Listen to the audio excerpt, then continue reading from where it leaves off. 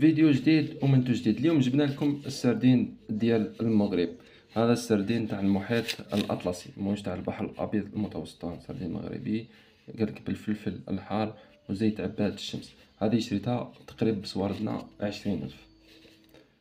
خلاص نطرح نشوفو واش من المدينة هذه مخدومة. أكادير، اسفي، طنجة،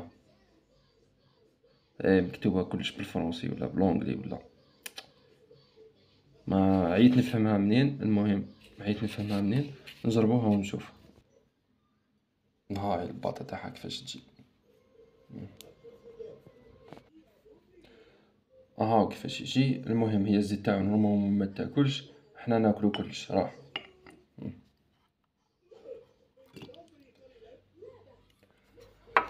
شوف الحبات تاع السردين تاع المحيط الاطلسي، يجي كبير، ماشي كيما تاع البحر الابيض المتوسط يجي شوي صغير. شوف المحيط الاطلسي الحوت تاعو كبير. وبلا ما نساو نزيدو نجيبو مع قرعة كازوز صناعة ليبية، هاي بيتر، نزيدو نجربوها حتى. بسم الله. هو قالك من السنة انك تاكل بيديك. بسم الله.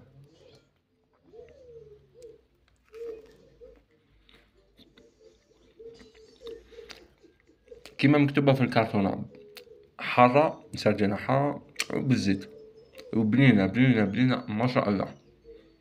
ننصحكم تجربوها مع فلفل حار. نزيدو طبعا نزيدو نجربو هذه ونزيدو نمدو راينا فيها. صناعة ليبية.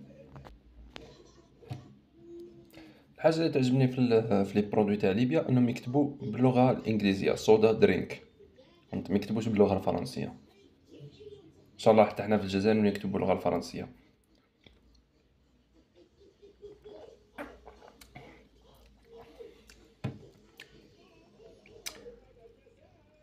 هذه ما فهمتها، لا حلوة بزاف ولا مرة بزاف.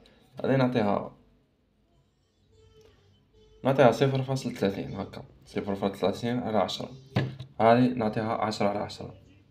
ما تنساوناش ابوني و كومونتير.